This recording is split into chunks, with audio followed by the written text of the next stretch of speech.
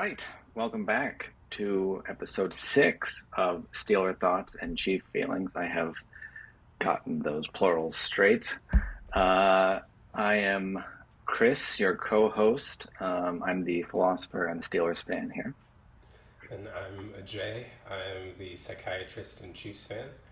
Uh, Thanks again to those of you that have been following us on YouTube, who've been downloading the episode pretty much anywhere that you get podcasts. We're on Instagram at STCF715, TikTok at STCF8, and Twitter at Thoughts14820. Appreciate all the engagement and all the people that have been watching. Yeah, Actually, that's a yes. I agree. please keep watching Sorry. and engaging. Yeah, Maybe strong agreement here. maybe before we actually get into the state of the Chiefs and state of the Steelers, we just concluded the NFL Combine, and all I could think about with the Combine was I was like, well, if Chris, if you don't feel like you see the point of the mock draft, I wonder what you think about the Combine. So, what are your thoughts about the Yeah. NFL Combine as an exercise? Yeah, it is. It is a similar exercise in, I don't want to say futility, but at least me getting into it is similarly difficult. Right? It's the kind of thing where people will get excited about this guy jumped this high, or I mean, the 40 times I can get a little bit into for some reason. Like when you set the fastest 40 time on record at the combine, that's exciting, I guess. But not super exciting. So I don't know. What's your thought on the combine? Because I struggle with trying to figure it out. What's funny is my thought of the combine was always exactly what Marvin Harrison Jr. ended up doing this year. I was always like, everyone always talks about how training for the combine is different from training for football. Like, why wouldn't people just train for football? Like, is it that? I mean, clearly, if you're less heralded, like, I guess the combine is something that I understand the historical context. Like, there probably were times where there were people that were essentially relatively unknown to scouts. So there's a chance to come in and do stuff. But today, the kind of on-field portion doesn't seem that useful. And we're kind of seeing that from teams, right? Like a lot of players that aren't doing the drills anymore, the heralded ones.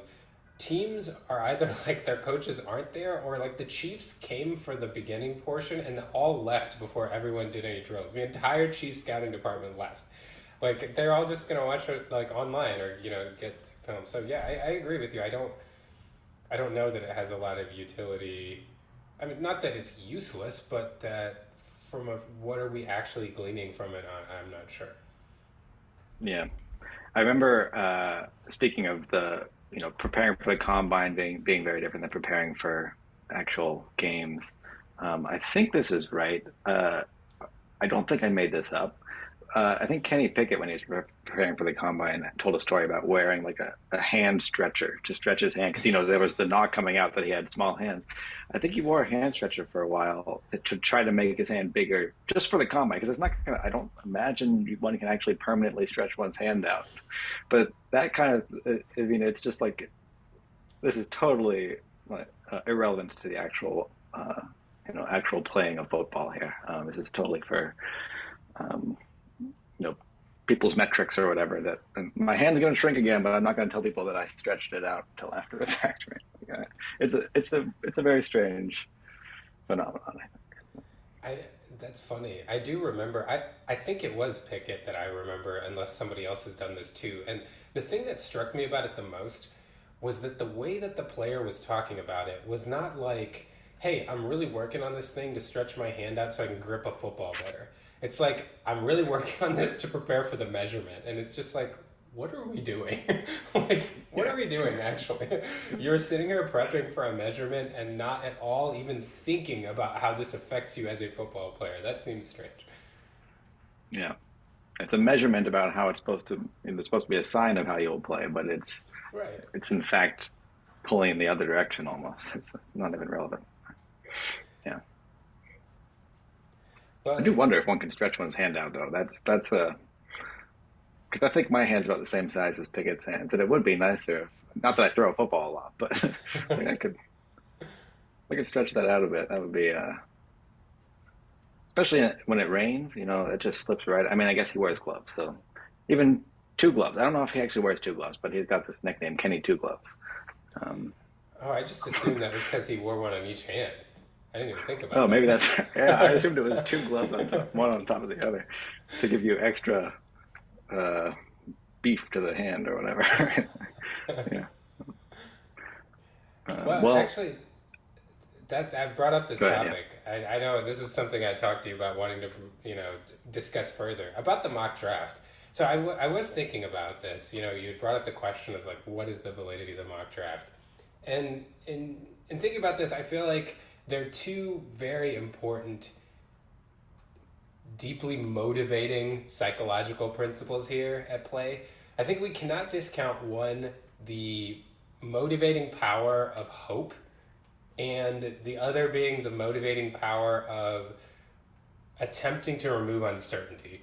People are so, and not only in like what you enjoy and don't enjoy, but it actually motivates people in their behavior. So I feel like people are so willing to cling to anything that will make them believe that something can get better. And in this case, that's what the draft is selling, and what the mock draft process is selling is that your team could get the person that's going to change their fortunes. And this entire process, once the season ends until the start of the season, is such an uncertain situation. We don't know what's going to happen. We don't know how well players are going to play. We don't know who's going to be on our team. And those that we do get, we don't know what kinds of players they are or how they'll fit in our system.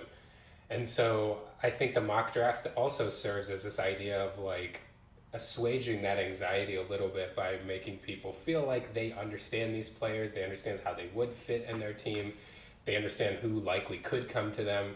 So I think it kind of helps calm that part of it while providing the hope uplifting part of it too. Yeah. I definitely see the sort of drive to.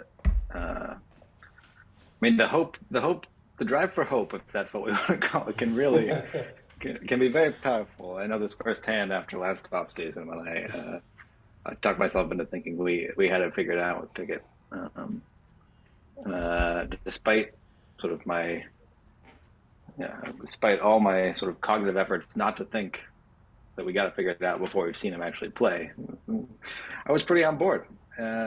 And I see how it works. So now I don't know. It's probably going to happen again this offseason. I guess this will be a nice kind of diary about whether it does happen. But I'm not at all convinced right now that we have much hope with the players that we've got. But we'll see how this works. I'm Yeah, good thing sure by we're July I'll be saying something else. It's nice that we're documenting your feelings week by week so we can go back and see the full transition. Yeah. The other thing is maybe if I'm just saying them week by week, they'll be less likely to change. That's I true. wonder about that. If I don't check in with them as often, they could vary more. Then anyway, um, yeah, that's fair. I still find it too far removed from from the stuff that matters to get really excited about. But um, in hindsight, drafts are exciting. Like you think about like the draft where we drafted Ben Roethlisberger. That's exciting now if I think about it. But and I actually remember that was like the first time I think I paid serious attention to the draft, and it just so happened that was a very important draft for us. Um, But what if you were the kind of person that was so worried that once things are actually concrete, there will be nothing to be excited about, that this is your only chance to be excited? yeah, I see. Right. So for the very bad teams, this is when This they is get all you excited. got. Like, Yeah. I mean, that's why the off season is the best time of year for the lower half of the league, right? remember Imagine when all the these things. NFL, remember the NFL used to have those Super Bowl commercials? It was like 2 or 3 years in a row where the players would sing that song, "The Sun Will Come Up Tomorrow," and it was like, because tomorrow everyone's undefeated. That's one of my favorite commercials ever. I don't know why they discontinued that. Yeah, yeah, it's good, and it does capture the losers mentality. Right? Uh, that's right. Well, should we get into? I think we did Steelers first last time. You want to do Chiefs first this time? Sure. Um, so uh, first things first, there's been some rumors and so many rumors that I don't put any stock in, but I'll put stock in this one just because I like the rumor that the Steelers are interested in trying to trade for Snead. Um, now that he's been franchise tagged. So I guess my question for you, and see what the market is right now, but what do you think? What would you want to get for Snead if you ended up trading him, or if the Chiefs ended up trading him?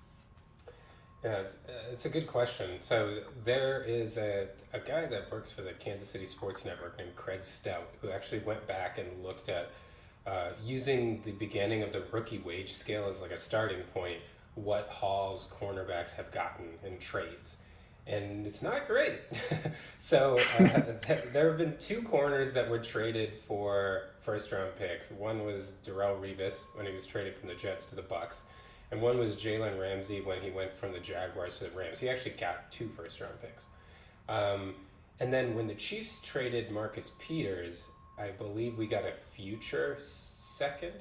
Or honestly, now that I think about it, I think it was a third rounder. I don't even think we got a second in the future, but I'll have to fact check myself. Um, but otherwise, no corner has gotten a second round pick. So I would be thrilled if we got a second round pick. I think that that would be really good. Snead's apparently looking for like real money, like more than the franchise tag money, which I think will be hard for the Chiefs to want to pay him. And I think the motivation this year seems to be that last year with Chris Jones and the year before with Orlando Brown Jr., we had our cap tied up a lot in these kinds of negotiations throughout the entire offseason. And I think the Chiefs just aren't playing this year. I think they're basically saying, like, we're not going to make this long and drawn out. We don't want this cap number just sitting on our cap. Like, um, although they have recently just started to, because when we spoke last time, we kind of didn't get to talk about this too much because it broke actually during our recording of the podcast, but it seemed like they were saying, you go to another team, look for a deal. If we match it, we'll match it. You sign with us. Otherwise, we'll trade you to them if they are giving us compensation. Now the language seems to be more like, see if you can get a deal. If you don't, we're ready to play you on the tag, which goes against what I just said, but I don't know if that's a negotiating tactic or that just started being said recently. So I'm not sure. But back to your question, I'd be thrilled with a three or with a two. I'd be thrilled with like I heard that like the Falcons have two third round picks, and people were floating out the idea of like getting two thirds and maybe we send a fourth over or something to try to something like that. I think would be great. I think a first round pick is completely a pipe dream. I mean, if that happens, I'd be over the moon. And a high second seems really unlikely, but if we could get a second, I think that would be great. Yeah, yeah, yeah. The hearing that Snead wants really big money here, it's a bit concerning to me. I don't have a ton of examples of the Steelers making big moves like that that ended up obviously working. There's some that were like not bad, but um, to sign, coming off his rookie deal, I think there's a lot of motivation to like, be the best you can be before that next contract comes up, and then you never know quite what they're going to be like once they get that next contract, right? So maybe this would be a case where I'm a little wary of paying him what he sounds like he wants at this point, and on top of trading a pick for him. So yeah, I don't know. I Yeah. think you're in the better situation here. Well, and I think part of my read too on them starting to give language about maybe playing Snead on the tag is I could be wrong, but I really don't think that they want to lose Snead and Jones, and they have nothing to hold over Jones. And last week when we talked, I really thought it was like impossible that the Chiefs would get anything done with Jones before free agency. Like this is the first time he's going to have the chance to hit the open market. Like he's going to try to hit the open market. And I thought our hope was that he doesn't get the deal he thinks he's going to get, so he's fine with staying with us. It seems like the Chiefs actually have been pushing really hard to get a deal done now, which, I mean, unless they offer him what he wants, I don't know why he would take that. So I wonder if those talks are not going as well as they hoped, and suddenly they're like, listen, if Chris is going to walk, we will have to play Snead on the tag because we can't lose them both. Like Mm, that's just too much for us. yeah. Well, that segues into my next question, which is naturally about Jones. I think Jeremy Fowler reported a couple days ago that I love the wording of this report. The feeling is if Kansas City can reach the range of 27 million to 28 million per year, that should help close the deal. Which does sound a little surprising given that you would think he would potentially get a little bit more than that on the open market.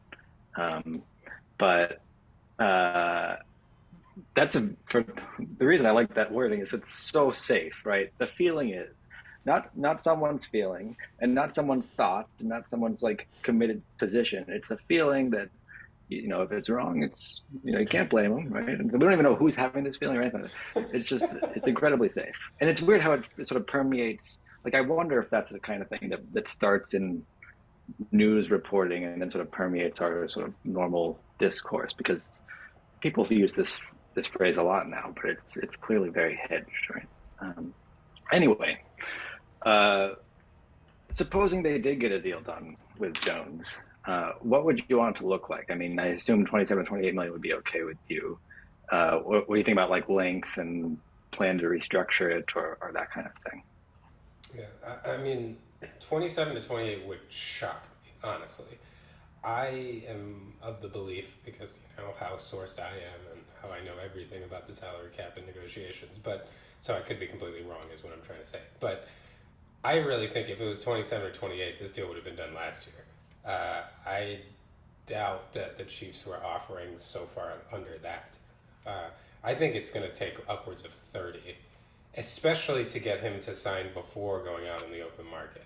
I don't think they're, he's been using Aaron Donald, which is 31.6 as a comparison, and the only thing that's changed between this year and last year is that Nick Bosa got 34. So and the cap went up. So I don't know why all of a sudden he'd be the And guy Jones at won another Super 27. Bowl.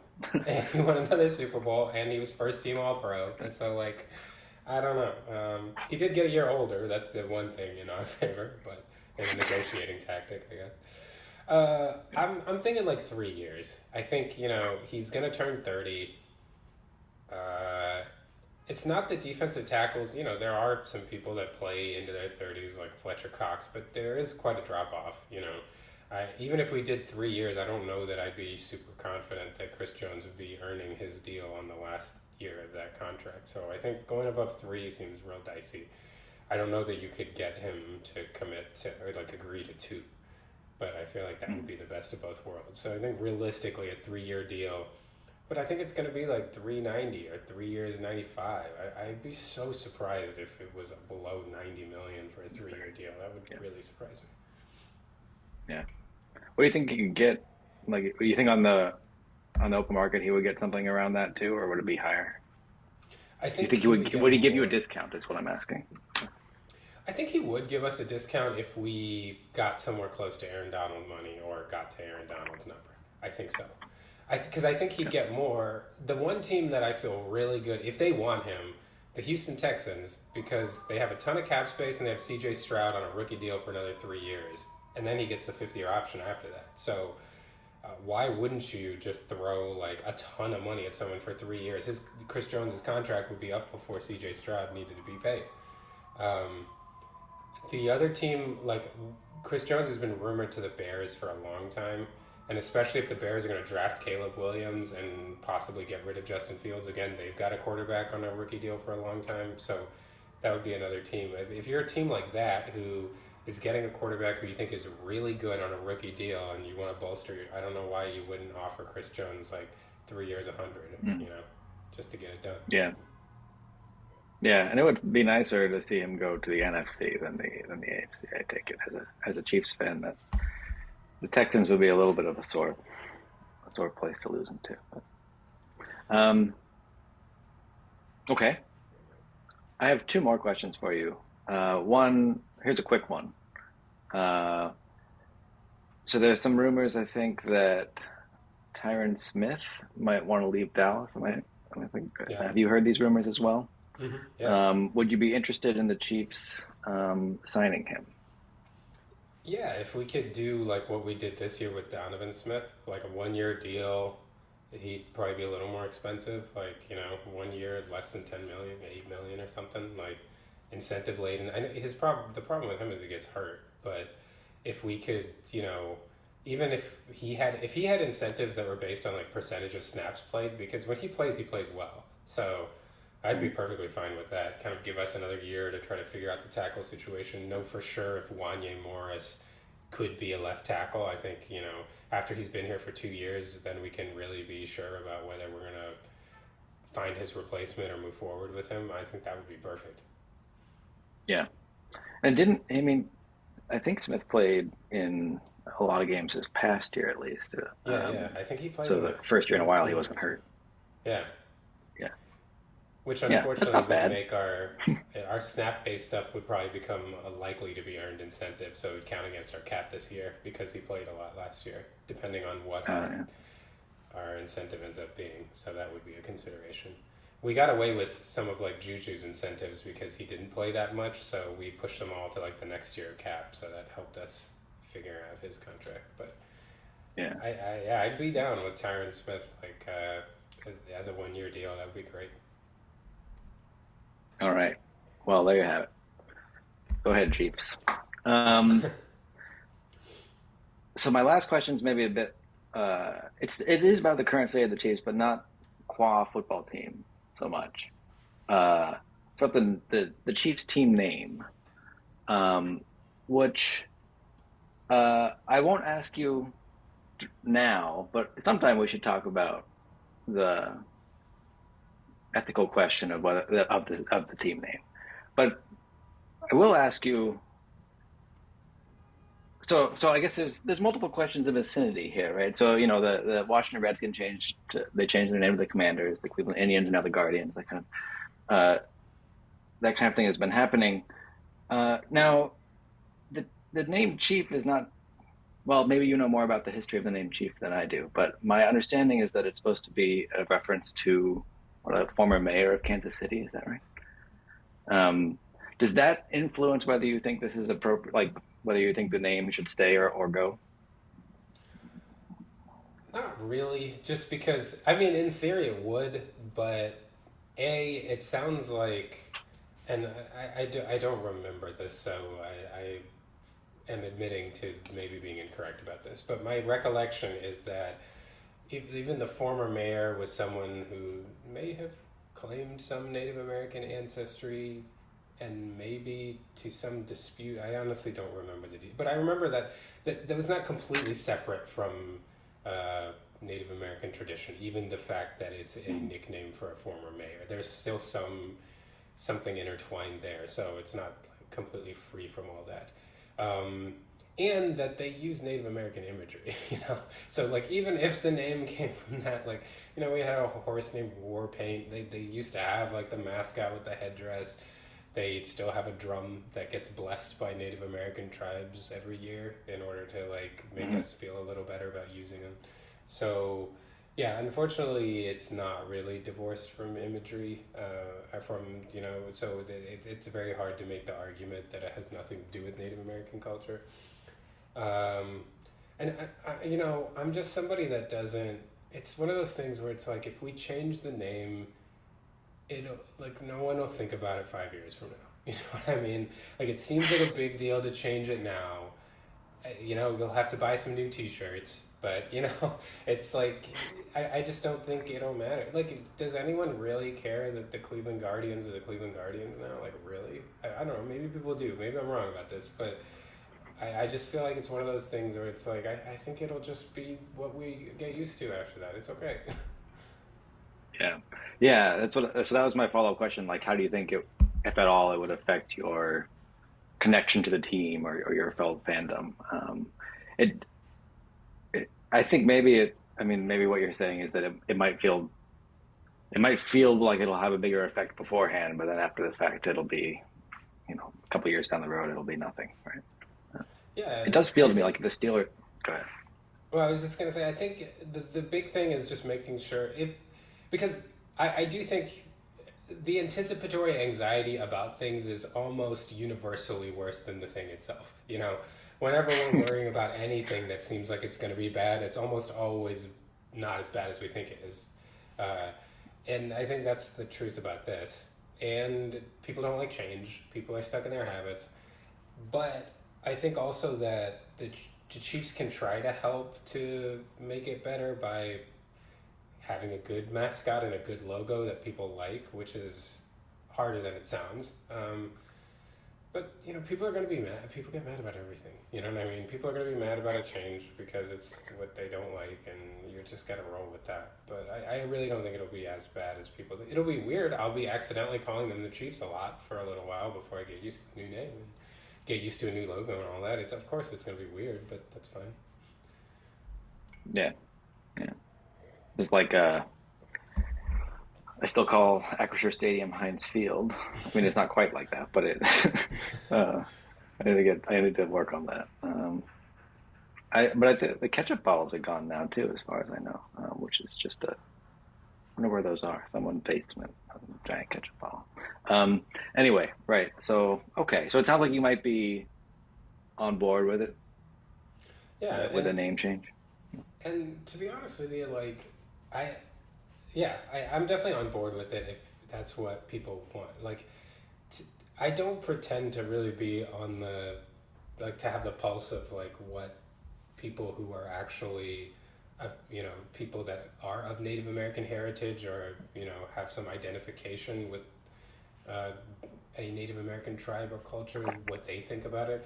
My understanding is a lot of people think it's offensive, so then that's fine to change it to me. Like it's not, you know, and we this I'm sure we'll get into kind of discussions about these kinds of things in the future, but like not I'm not somebody that firmly believes that if someone's uncomfortable about something then it has to be bad, but in this case I feel like it's pretty clear if it's something that's to you know feel people feel like is making light of or because I think the thing that people have trouble understanding honestly is that you can mean something as a positive, right? And you can say like, well, no. I think it's a really nice term, and we're trying to honor you. It's like, but at the same time, like there is some significance to a mascot for a team.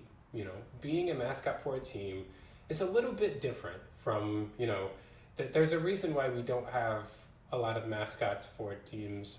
You know, like, and I guess someone will make an argument for something like the Notre Dame Fighting Irish, which, well, you know, I'll have to understand a little more about that. But it's also a school with Catholic and Irish Catholic traditions, calling itself what the you know the a name to do with the heritage of the people that are kind of involved in the tradition. At least that's my understanding. But Yeah. anyway, I'm making this very long-winded. With the point being that like it, regardless of the intent, there is something about a mascot, and there is something about then you know the kind of imagery that that plays. You know, it's not necessarily it can be something that is motivating and that is you think you're honoring, but it is a little bit of a caricature by definition. That's a mascot, you know. Mm, yeah.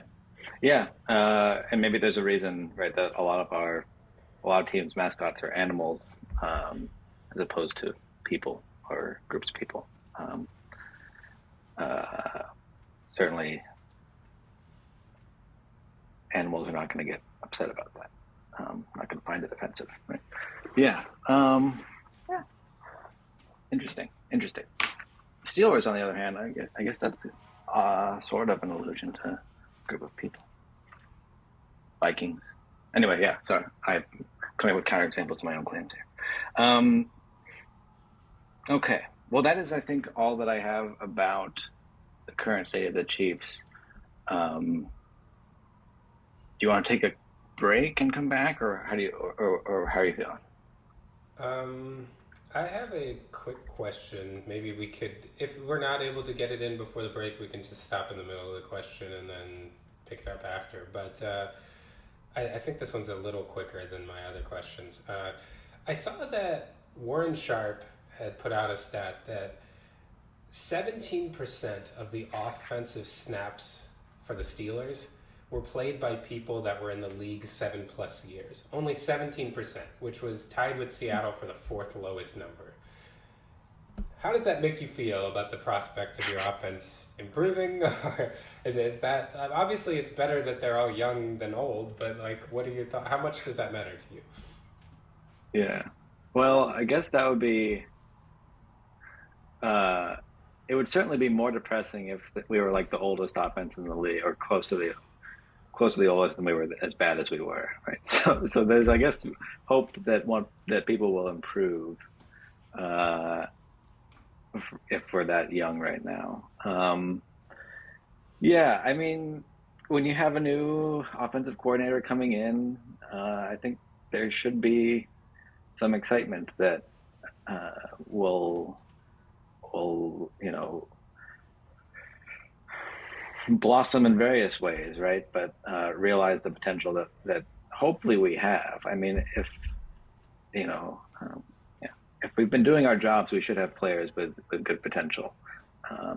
And also, if we've been doing our jobs, we should have been better on offense than we were were the last couple of years. So I guess the question is whether the people doing their jobs poorly were the people who were coordinating the offense or the people who were scouting and trying to find the players for the offense.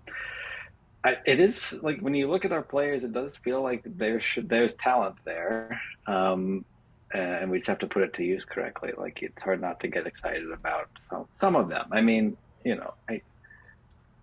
not super. I mean, it's easy not to get very excited. Um, it's not like we have a Mahomes or a Josh Allen or someone like that, and we have good receiver. I mean, maybe we have very good. It's hard to know how good our receivers are at this point, given that you know who's been throwing them the ball. But ESPN had some metric according to which both Pickens and Johnson were in the top 10 receivers this past year, which I would take it, right? Of course, I don't. These are you never know how much to trust these metrics, but yeah, I mean, and Fryman with the tight end, like seems like he should be good. Again, has not been reliably that good, but this is the kind of thing where, uh, yeah, I can certainly talk myself into thinking that we should be good, and so seeing that we're pretty young on offense, you know, gives me some hope. But there's that hope again. It's gonna wreak havoc with me over this offseason. And what do you think about like because I think potential gets talked about a lot in the NFL, and I'd love to look at this more. Maybe I'll like look into like do a little research at bring this up again on a future podcast. But I'm increasingly getting the feeling that it doesn't seem that common that someone's like bad for 2 years and then ends up being like good in the NFL. I feel like like I think about this with guys like Sky Moore we have on the Chiefs, and I started looking a lot into like Andy Reid receivers, and everyone's like, well, no receivers do that well in their first year under Andy Reid. And it's like, that's true, but also he hasn't had that many receivers that have done that well anyway. Like, it's not like he's had these people that have been like terrible in his offense for 2 years and then been really good. Like, Tyreek Hill got like close to 600 yards in his first year. Even McCole Hardman almost got 600. Rashee Rice almost got 1,000 yards. And I think Deshaun Jackson and Jeremy Maclin both did pretty well in their rookie years under Reid. Again, like not 1,000 yards, but getting up there. Like, so it makes me feel like sometimes we get really excited about these young guys. Like, oh, they're gonna grow. But like, how much do they actually grow? Yeah, this is why I think uh, this is why I think Tomlin is still all in on Pickett. Um, I think the only times when you can be confident that someone is going to make a sudden like leap or a big leap from one year to the next, especially after 2 years, like why would you think Pickett's going to make a leap in year three? I think the reason you would think that is if you have insight into his work ethic and you know that the people who do make those leaps are the people who are really working at it, right? I think that is typically true. I mean, Tomlin has been pretty upfront about his opinion on this.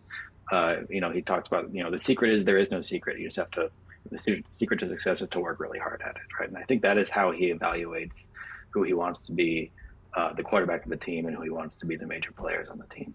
And so I think that's why he's still thinking. I think everything you hear about Pickett is that Pickett's a really hard worker, and everything Tomlin says about Pickett is also in that vein. And of course, you're going to say that, so there's some gamesmanship that could be going on here. But uh, I, I think Tomlin thinks again he knows who Pickett is, and I think he that's what gives him confidence.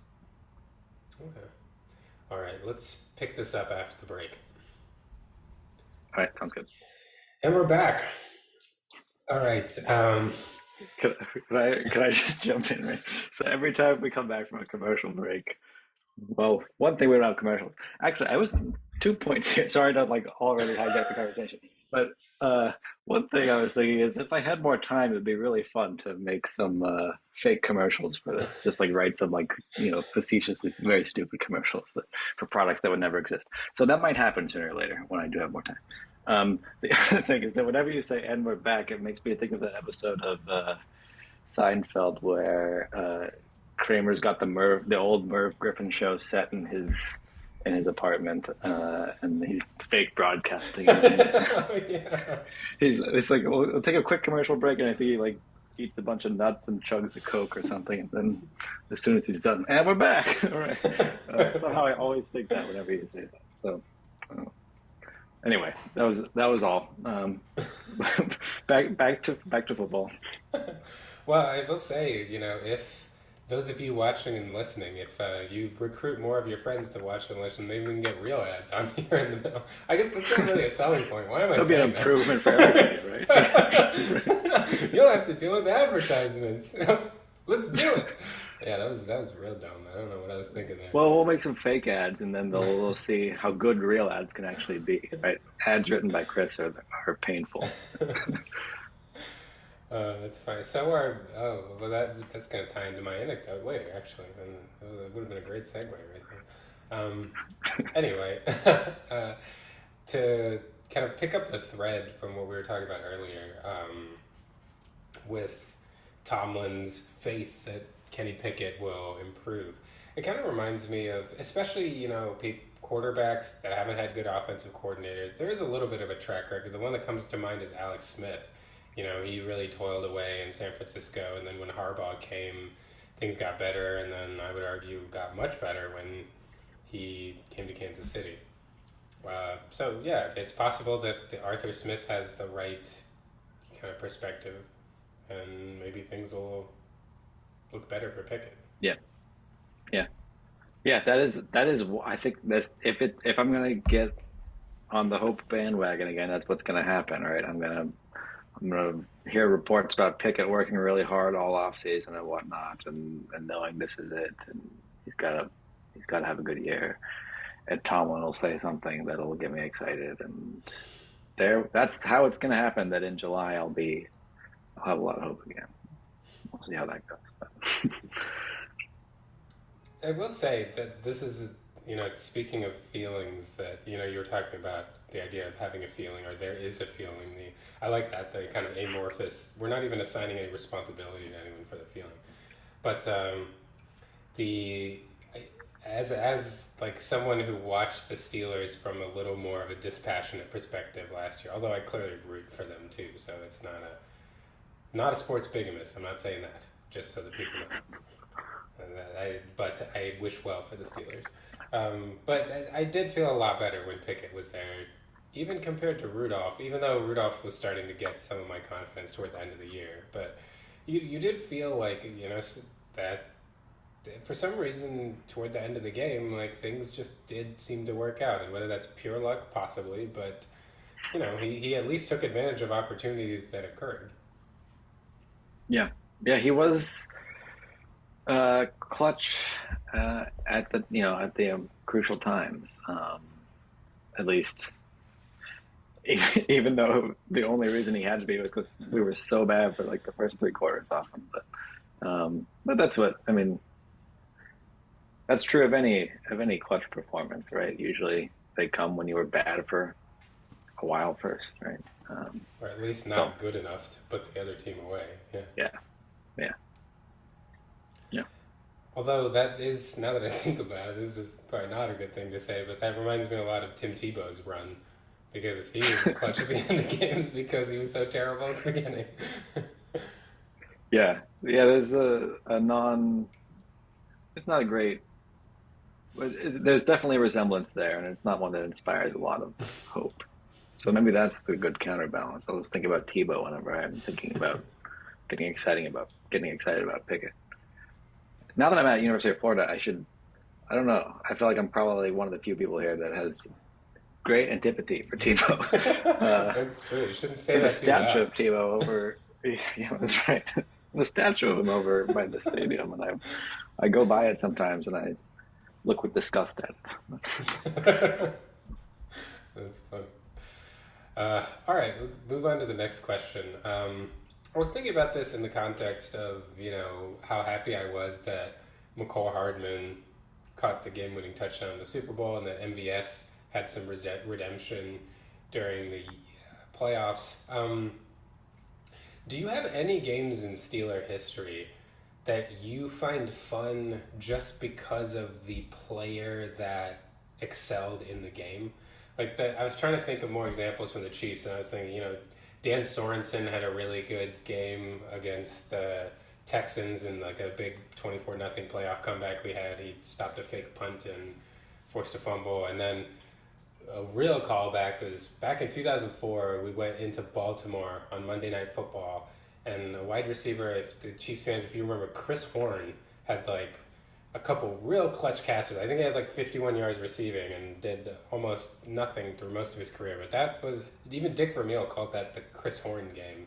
So like there's certain games that I feel like are fun just because of like a player you wouldn't have expected or a player you really like just played really well. Yeah.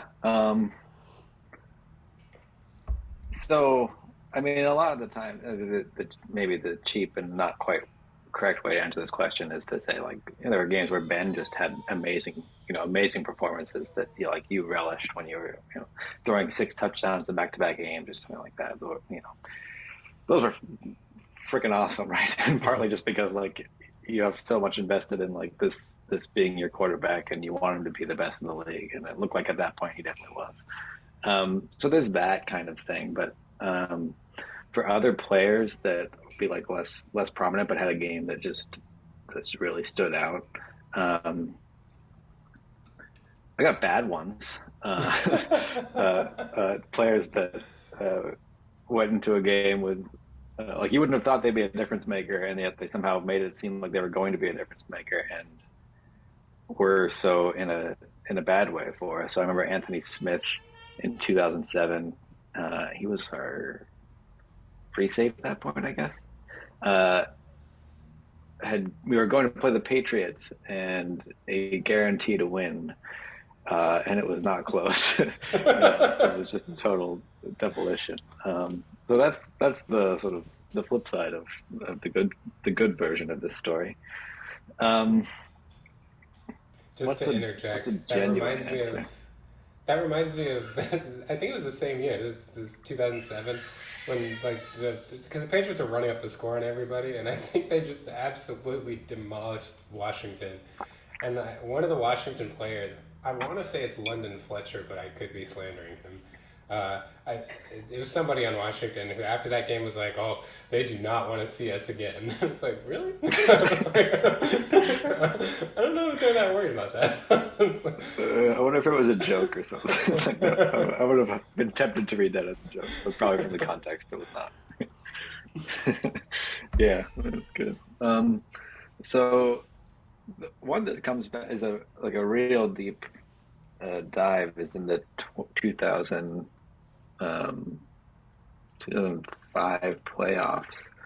Uh, Cedric Wilson had a couple games there where he was just basically a non-factor all year. I mean, he was okay, not a non-factor, but he had a couple games there where he just he was a big reason we won some of those games. Caught a couple touchdowns in those playoffs. I think one against the Bengals and one against the Broncos, maybe. I might be remembering that wrong, but I remember at one point one announcer describing him, maybe I don't know if it was an announcer or if it was something written about him, but it was said, to be non-committal about who said it, that Cedric Wilson is someone you can't stop, you can only hope to contain. And I remember just latching onto that because I would never have said that uh, in any context, even though he did have some good games there. So yeah, maybe that would be a sort of case like this where there's a sort of non-prominent player that really carried us.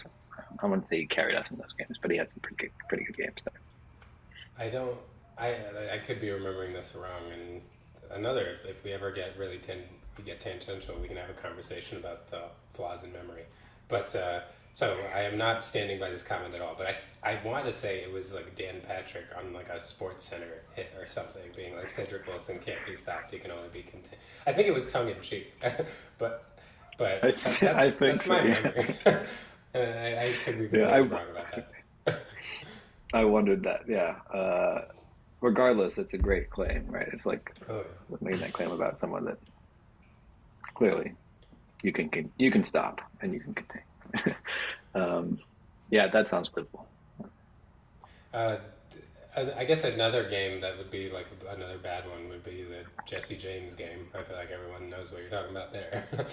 But Yeah, yeah, that was that would be another bad one where someone is remembered for. I mean, I think Pittsburgh sort of sides with Jesse James. They think it's not his fault. It was the refs yeah, that stole it from us. Even though I mean, yeah, it probably shouldn't have been a catch by the rules at that time. So, um, well, don't tell Zach Ertz you that. know, yeah, that's right. Because I was happy that was a catch. I mean, I would have liked both to be catches, to be honest.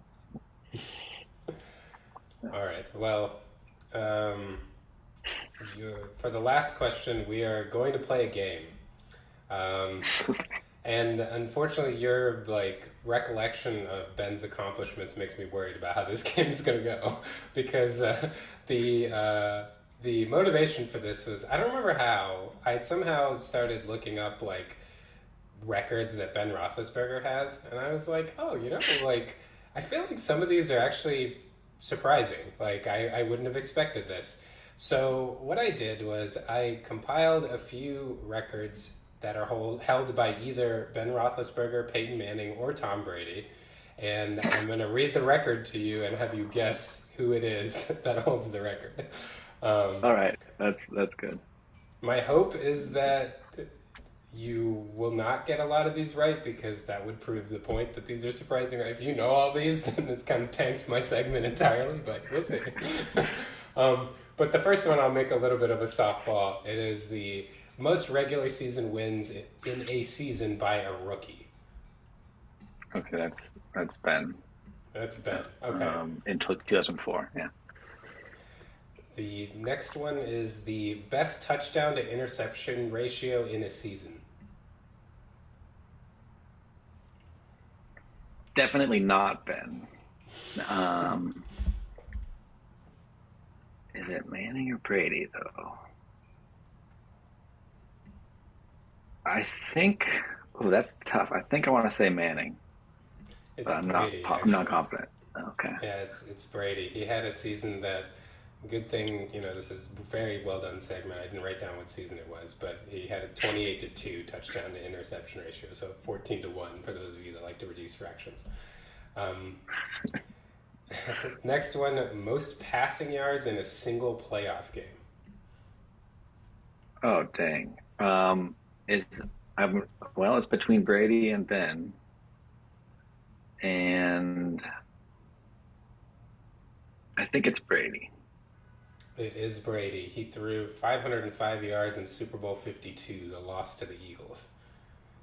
Um, what about most regular season wins as a starting quarterback in their first 5 seasons? Oh dang, 5 seasons.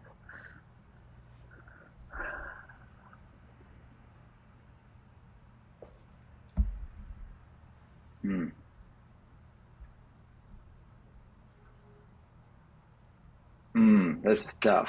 So I'm thinking Manning had some really bad seasons early on, so I think they went 3-13 this first year, so that puts them behind. I don't remember them being like blowing people out or having really good records and meet for a little while until later in his career. So I think this is between Ben and Brady. I think I want to say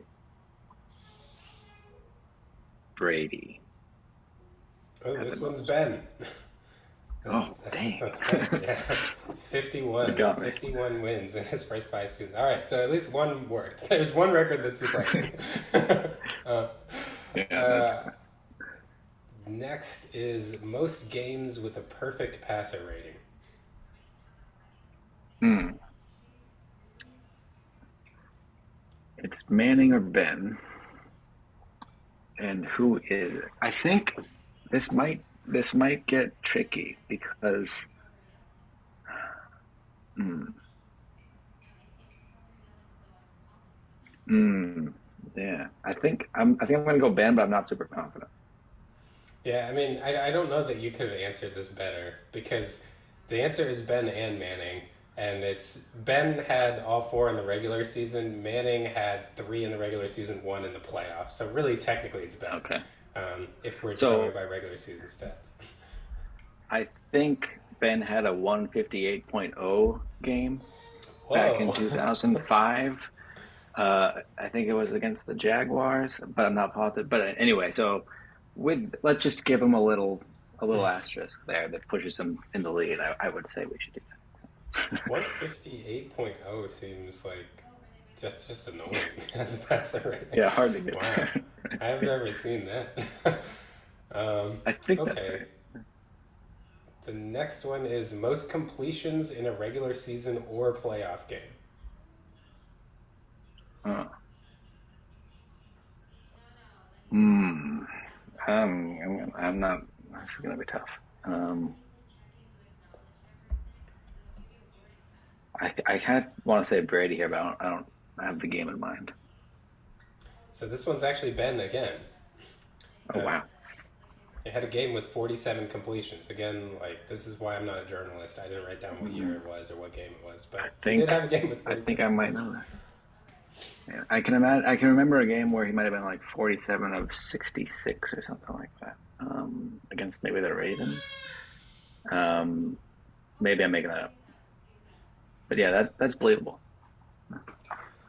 Next one, the first quarterback ever to reach 200 total career wins, regular season plus playoffs. Okay, Manning or Brady?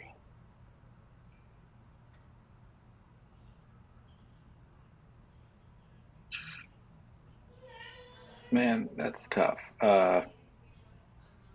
Manning. It's Manning, yes.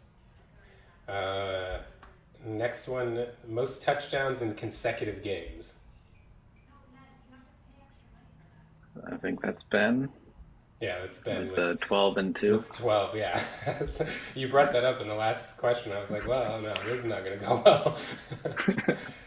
um, Most seasons as the NFL's passing touchdown leader. Definitely not Ben. I don't think he was ever the passing touchdown leader. It's a coin flip between Brady and Manning for me, though.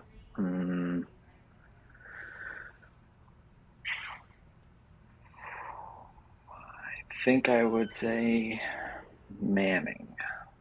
It's Brady.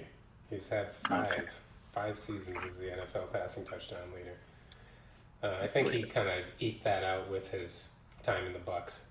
Um, this one is what the Kelsey brothers would call a LeBron stat, like a very specific stat that's like a little too specific. Highest completion percentage in 1 month in NFL history with a minimum of 75 attempts. This is this is okay. How do I evaluate this? Is this regular season month? Yes. Can you tell me that? Okay, Yeah. yeah.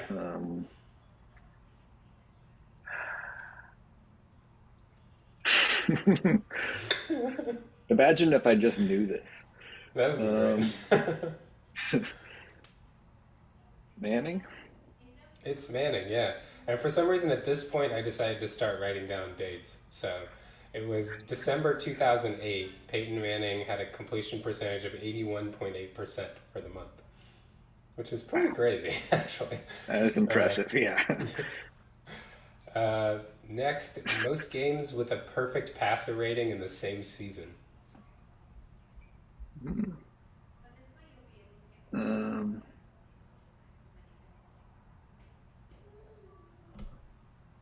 I mean, none of them had that many. So I don't remember Ben ever having two in the same season, but maybe he did, and I'm forgetting. I guess I'll go Manning here. It is Ben. He had two in Hmm. 2007. Wow. Oh, let's see. I got one of them. I was against the Rams. Don't remember the other one. Anyway. Oh, maybe it was the Ravens. Yeah. Yep. Okay. I think it was against the Ravens. Cool. And then finally, the most career 500 plus yard passing games. I think this is Ben. This is Ben. He has four in his career. So, yeah, those are Yeah. the questions I had. So, the records that Ben holds, at least the records that we talked about that Ben holds, we said most regular season wins in a season by a rookie, most regular season wins as a starting quarterback in the first 5 seasons, most games in the regular season with a perfect passer rating, most completions in a regular season or playoff game, most touchdowns in consecutive games, most games with a perfect passer rating in the same season, and most career 500 plus yard passing game. Not bad. I don't know that Yeah. the average football fan would be thinking Roethlisberger with a lot of the. Yeah. The 500-yard games, those are fun, right? Those are like, I keep expecting Mahomes to go for 600 one of these days. And it will, I'm pretty sure it will happen. But the 500 ones are pretty remarkable too. It's just like it's, they can't stop you, right? If you're throwing for 500 yards, they cannot stop you. That's, and it's fun when they can't stop you. I think the problem, because I was trying to think, Mahomes hasn't thrown for 500 yet. And I feel like part of the problem is when he goes off, I think we get enough of a lead. And part of it's Andy Reid. Like, we talked about this, maybe in our second episode, that when Andy gets a lead, he's like not trying to do, not that he's not trying anymore, but he definitely tries to show the least he can and win. So we've had, because Mahomes has had so many games. It felt like in 2019 it happened. Someone will have to fact check me again, but I think it happened like the first 3 weeks of the season that Mahomes had like close to, if not 300 yards in the first half every single week. And then he would just end in like the 400s. So, Yeah. yeah, he He's had hasn't some high thrown. 400 games, right? I want to say the highest he's had is 476. It was that game against the Rams, that Monday Night Football game where he threw like 6 touchdowns and Goff threw like 4 or 5 touchdowns and the Rams won 54-51. Yeah. Yeah, classic game. That's the kind of game I was just thinking of when I was thinking something like that is gonna be what pushes Mahomes down to like a 600. It's just gonna have to be a shootout. Something's gonna have to happen to your defense. There's gonna have to be some other quarterback in the AFC that can match him, and they just go toe to toe. Um, like it would be nice if Josh Allen could do that, but he hasn't been that consistent. Um, but sooner or later, I would like to. 600 yards would just be incredible in one game. It's gonna happen. That would be nice. I really want, what I want more for some reason is 8 touchdowns. I want 8 touchdowns to happen That in would be this. fun too. Yeah, yeah. Although like there are cheap ways of getting that too, right? You could do like a shovel pass or something like that, which like fine, but like you 8 real touchdown passes would be awesome. Yeah. Yeah. No, I mean, for as good as Mahomes is, we definitely do have our fair share of cheap passing touchdowns. I would say not as much as Aaron Rodgers did in a couple years. I felt like they were just like always throwing inside the five, but we know how to Yeah. get some cheap passing touchdowns too. We do not. We have never figured that out. I don't know what's going on there. I mean, Ben in however 17 years, I don't think ever got really, really good at those just short precision throws and that you have to be making if you're inside the fives. I think you know, we could do them, but they were never our bread and butter. Yeah, but for some reason he was really good at those like 30-yard across the field precision throws. Like that's fine. Yeah, yeah, yeah. That's right. I guess I would take that. They're more exciting. All right. Um, well, should we do That's some all I had for general? a state of the Steelers. Yeah, let's do some general NFL. Okay. So I've got. Do you want to intersperse them like we did last week? That was fun. Sure. So, um, yeah. Okay. So I've got one that's Well, so you hear the common refrain that the game is getting softer. What do you think about the complaint that the game is becoming too soft? Um, I can understand the complaint from in certain areas from defenders. Like as someone who has a quarterback that is very good at like these kind of nifty little scrambles and kind of tiptoeing along the sideline and not quite going out of bounds, like I would be going crazy if I was a defender. Like I don't know what to do with someone in that situation. Like you can't really lay the quarterback out if they take like because I will say, I don't think Mahomes actually gets the benefit of the doubt with roughing the passer at all. But he's had at least two or three in the last couple of years times where he was not really hit late out of bounds, but he got called like a late hit, like out of bounds because he tiptoes the sideline. For those conspiracy theorists out there, the hitting against the Bengals in the AFC title game that got us 15 yards, that was definitely late. Like if you're saying that's not late, I don't know what to tell you. But he's had a couple that weren't. So I can see that frustration from defensive players. I I also think the other and I don't have a good solution for this one. In addition to the tiptoeing out of bounds, the slide. Like I think sometimes quarterbacks are allowed to slide really late, and defenders are kind of overly punished.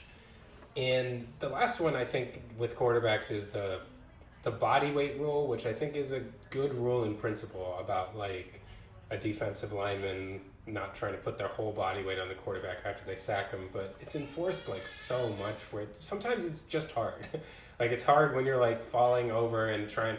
Chris Jones once got a call last year because he stripped the ball and had it in one hand, so he didn't brace with that hand, and it got called roughing the passer, and we lost the fumble. Like we didn't get Uh, like it's just dumb stuff like that. So that is a problem, and then sometimes the helmet to helmet is really difficult when offensive players are lowering their heads, which doesn't get called that much. Like that, I thought they were going to call that, and a lot of offensive play, and unfortunately, some Chiefs too lower their heads, and I'm always just like, well, okay, gotta believe that. yeah, But so I, I think in the if the motivation of saying the game is soft is that it has become very hard to play defense in certain areas, I agree with it. Beyond that, I'm not really into the whole like we need to be seeing people laying each other out thing. Like I don't know. I feel like the game's physical enough. yeah, yeah. It's interesting that you brought up the. This just jogged my memory. It's a bit of an aside, but the point about Mahomes, doesn't get a ton of calls. Uh, there's certainly people on Twitter that have this sort of recurring meme of like, oh, Mahomes just got another call there, and Mahomes is fans with the ref or friends with the refs or whatever. Uh, I wonder how much it feels to. This is a really interesting, like, sort of psychological question, right? How much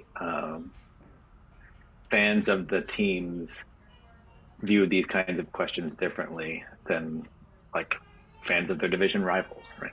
I don't think Ben like almost ever got roughing the passer calls, and there were times, he got his nose broken, got punched in the face, like he had plenty of really rough sacks, and it's and I mean I know he feels that way too. He said on his podcast, it's like, yeah, I don't think I ever got those calls. Um, and it's part of it could just be that he was a big guy and you had to really hit it to bring him down. But you know, it's hard to it's obviously it's hard to enforce those rules uniformly. But I never felt like Ben got the calls that he deserved in that respect. Again, I wonder if this is a case of like just me seeing it differently because I'm a fan of the Steelers and I'm a fan of that player. Um, but yeah, I mean, your point about the kinds of plays that are emphasized. I mean, there's good reasoning behind all of those being penalties or being enforced, right? Uh, and if you think about like the cases where, like, what are the things that would turn me off from football as a sport? It would be serious. I mean, they are serious injuries when they happen, right? You asked a couple of weeks ago about the case of what's a Steelers play that I would change in from my lifetime, and I think. one that I didn't bring up, but I should have mentioned because really every other one is just kind of selfish.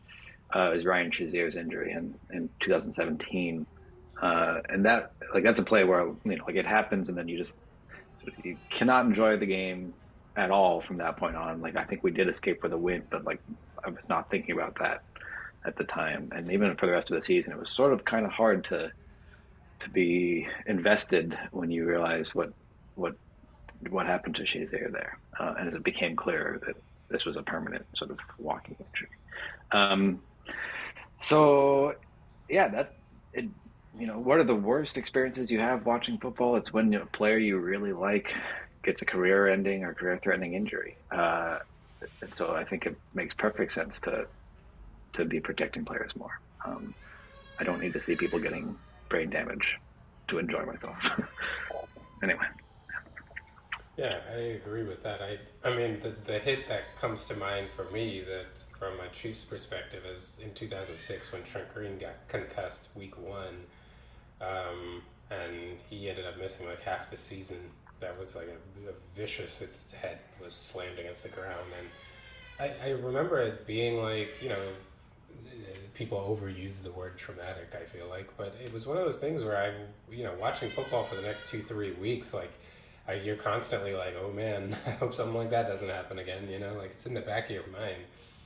So yeah, yep. the intent of these rules are really good. I don't even know that I would argue at all for any change in them, but I do feel like there's got to be some mechanism for, because they're made bang bang and the refs are clearly instructed to, when in doubt, throw the flag.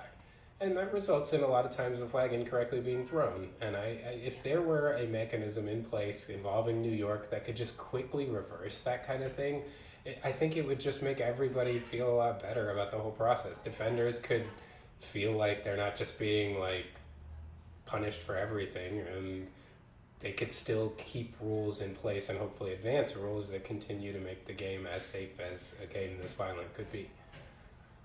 Hmm. Yeah, yeah. That makes a lot of sense, though.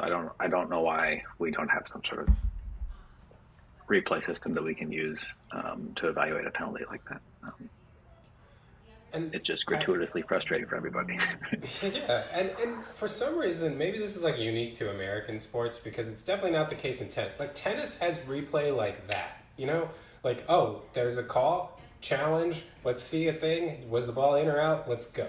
Like I feel like the NFL like very unnecessarily makes replay really complicated and take forever. And then they're like, well, we don't want to do replay. It slows down the game. Yeah, because the way you're doing it slows down the game a lot.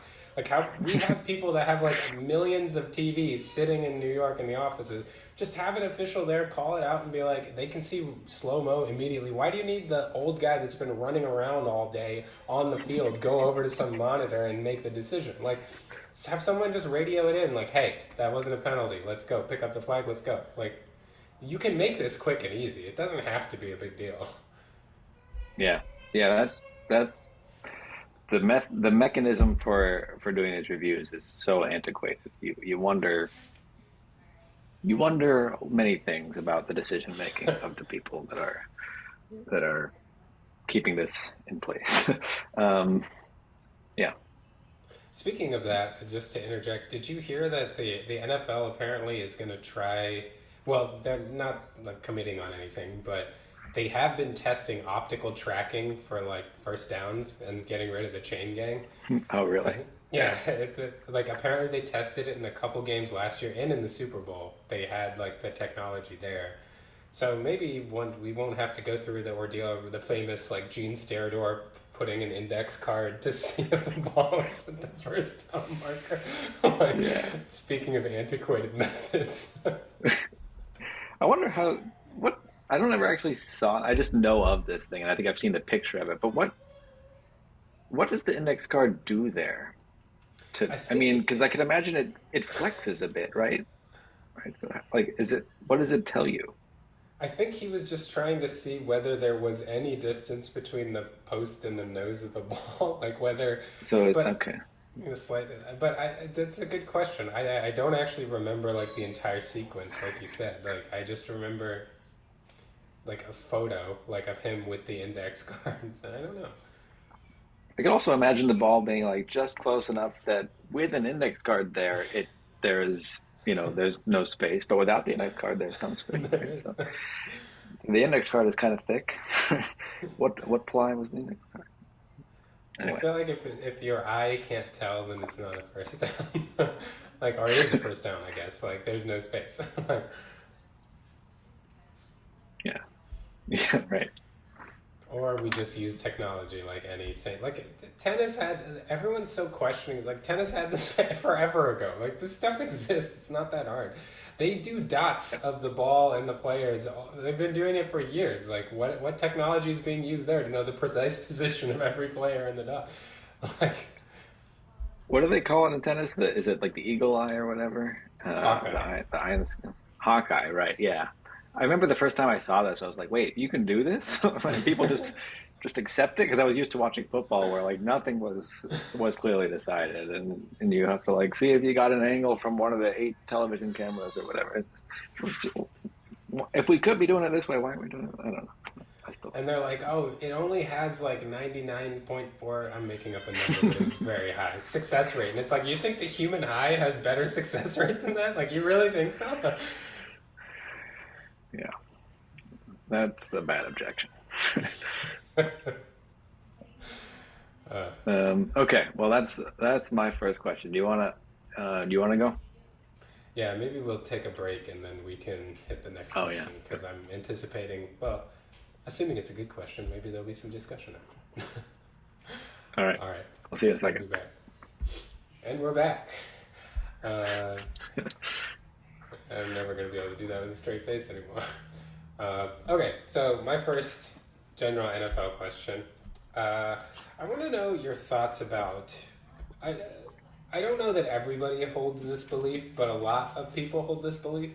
I hear it come up a lot, and the basic thing is pundits that like predict NFL games when you get late in the season seem to quite frequently use this logic of, well, I picked this team in the preseason, and so I have to stick with them uh, because I made that pick. I have to stick with the pick. The most recent example that maybe prompted me to ask this question was Peter Schrager picked the Chiefs in the AFC Championship game because he had picked them to win the Super Bowl to start the season, even though he made quite a few. Basically, he felt like all the analysis favors the Ravens, but I picked the Chiefs at the beginning of the year, so I have to stick with that pick. What is your thought about this argument? Do you think you need to honor a pick that you made earlier in the season? Well, uh, that's a good question. I mean, I think there's a question of what the pick is indicating, right? I mean, if you take the pick, what is the pick supposed to be a sign of, right? I mean, if it's what I would have thought it was, namely like this person's best guess about who's going to win, then I don't see why you should stick with your original preseason pick. You have more evidence now. You've got a lot more data now. Why would you not update your expectations based on that data? So if that's the role of the pick, uh, which is what I would look at a pick for, see who the people who are supposed to be better at this than I am think is going to win. Um, then yeah, I don't see why you would reason that way. If the pick is something else, I don't know quite what else. It's sort of like a planting your flag by a team or something like that. Almost like fandom, but not like pseudo fandom. Then I guess I could see it. You wouldn't want to just switch teams willy nilly, especially as a fan. Although when we get into this question, I think my justification for being a football fan also permits switching teams. Anyway, that's a whole can of worms.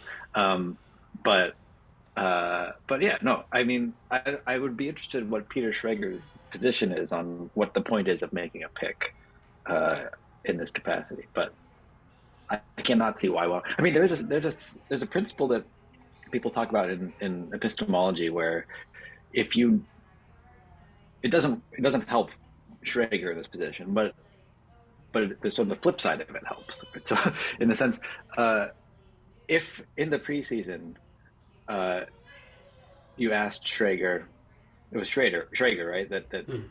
we're talking about here. Okay, good. Yeah. If you asked him in the preseason, uh, whether there's a principle called reflection, right, which says that if you know your future self will have this opinion and have at least as much evidence as you have now, and have at least as good sort of reasoning capabilities as you have now, uh, shouldn't you just hold that opinion now? Uh, so if future Peter Schrager thinks that the Ravens are going to win, shouldn't present Peter Schrager? Now you're never like really in a position like this in real life. You never really know what your future self is going to know, and know for sure that they're going to have more evidence, or at least as much evidence as you, and that kind of thing. So it's an idealized principle, but there's a version of it where sort of backward looking, you would, if you had this access to the future, you would want to make sure that your beliefs now were in line with those later versions of you, what their beliefs are. Anyway, that seems fine, but again, that's not a real world case, and that's not a case that. And this is the reverse direction, right? So I don't see a justification. I don't know. What do you think? I mean, yeah, I actually go along with exactly what you talked about, especially with the kind of purpose of the pick. I think, because to me, as a fan, right, like you have an analyst to get their analysis. Like the whole point of why I'm listening to somebody is for their expertise. And to me, it sounds like if you say, like, I'm just going to stick with what I thought 6 months ago, it's just like, why am I even listening to you now? Like, I'm listening to you today to hear your analysis because you're supposedly better at this than I am and have more information than I do and have a better capacity to like look at all of the factors to give me an understanding of what should happen in this game. And you're like, I'm gonna ignore all that and let's think about what I knew back in September when we hadn't played any games. And that's what I'm gonna use as my justification. Like to me, I get very frustrated when people do that because I think it draws on another thing that you said, which is that as humans in general, just in the world, it's very important to be able to incorporate new evidence and change our positions. I think part of the problem in the world is that not enough people do this on a regular basis. Like in the we somehow this is, and a lot of people do a great job of spinning this as like flip-flopping or fence sitting or vacillating. It's like no, when information changes, opinions should change. And it brings about the question of like, is the purpose for what you're doing something to have been right or to actually find the right answer? Like, and my point, I always feel like the purpose should be the latter. Even in an argument, your point should be to come to a truth, come to a compromise, come to something. It shouldn't, the purpose shouldn't be to have been right. That doesn't make any sense to me. And I feel like that is a problem in a lot of human interaction, not just football. Yeah, yeah. I have the same. When people accuse politicians of flip flopping, I remember this was a big thing for Kerry, John Kerry, back in that election. What was that? 2004. Wow, Four, yeah, long time we ago. are old. um, yeah. Uh, I don't remember if I had this reaction then, but at least when I think back on that election now, it's just baffling to me why you would why you could spin this, or why you would want to spin this as a bad thing, right? Updating your opinions in light of new evidence is a paradigm of rationality, right? I mean, you can do it poorly and you can do it better, but it's a good thing. And being willing to change your mind is a good thing, at least I think. Um, some of the coolest experiences, like in philosophy, or in, I feel like it just in life more generally, are when you change your mind about something really significant, right? And you come to see things in a new way. Mm-hmm. So not only are you being irrational, I would say, by not changing your mind, but you're also just closing yourself off from some of the coolest sort of epiphany moments, as it were, that you might otherwise have. So anyway, Yeah, that's my poetic justification of changing your mind. you sold me. I feel like yeah. I think that I agree. I had never really thought about it that way, but you're right. It is a you know being able to see a new perspective once again the important part of this is being able to let go of the idea that like it's okay to have thought something that you think is wrong now. Like that's not a bad thing. It's okay. That's human. And I feel like if you get stuck to that about feeling like, then it becomes very hard to move. But once you kind of release that whatever shame or that bad feeling about quote unquote having been wrong, then updating your viewpoint actually is a very gratifying and really cool experience. Yeah, yeah. Just what's the upside here? Don't take it so personally, right? Yeah, Don't think everything is a judgment of your intelligence or your character or something. Just see where your mind, see where your thoughts take you, right? Yeah, I like. yeah. Yeah, because Yeah. it's not, nobody is right about everything, and no, like, it's weird that we have this like goal, and I think it ends up being like, this is gonna get to like a real rabbit hole that we can kind of address later, but I do think so much more than what we realize of what we do is just purely emotional. It's just about like how we feel. Whether we think someone's right has so much more to do about how much we like the person and how much of a relationship we have with the person or we feel like we have with the person, rather than the content of what they're actually saying. And I think that's true in many, many respects, which is why I'm increasingly feeling that like trying to convince someone of something with facts is not pointless, but it's close. Like I think a lot of times, if you want someone to have sympathy for a cause that you believe in, I think it's so much more important to build a relationship with that person and your cause and you than it is to try to be like, well, these are the reasons why you should have sympathy for this. I don't know that we actually operate that way as much as we want to. We really want to, and we want to think we do, but I don't think we do. Do you think it's a bad thing that we don't? I mean, I can see sort of epistemologically speaking, it's a bad sign if you're not responsive to the evidence or whatever in the right ways. Do you, I could imagine a sort of rationalization for why it's actually beneficial to form our beliefs emotionally in the way that you're describing. I don't know quite how it would go, but what do you think? Is it a are we stuck as a society in this bad place, or is this actually an okay to be about how we form our beliefs? I think it's okay. I think it's inconvenient. It would be nice if we were able to just like take in facts and form our opinions, and then I think we'd kind of align as a society or as a world a lot more. But I think the only problem with it is that a lot of times we don't realize that's what we're doing, and so we end up butting our heads against the wall. And like, you know, we try these strategies and we get so frustrated with other people, and people don't agree with us because they're bad people or they have to be bad, otherwise they would agree. And it's just like they've just lived a different life, and all we have to, if you don't meet somebody and try to bring them into your life to see what you're seeing, how are they going to have an understanding of your beliefs? And instead, I feel like we just assume like, well, these people know what I know, they know my experience, and they have an opposite view, so they must be terrible people, because how could you be a good person and see what I see and not believe this? Yeah, yeah. I mean, I have the struggle sometimes. I certainly have the struggle when I read something and I think I'm just super compelled by it, right? Like whether it's philosophy or whatever. Like I read like I'm reading Proust right now, and I tried to get my dad to read Proust, and he just like didn't get it or didn't like it or whatever. It didn't do anything for him. And I mean, it's something, but not much.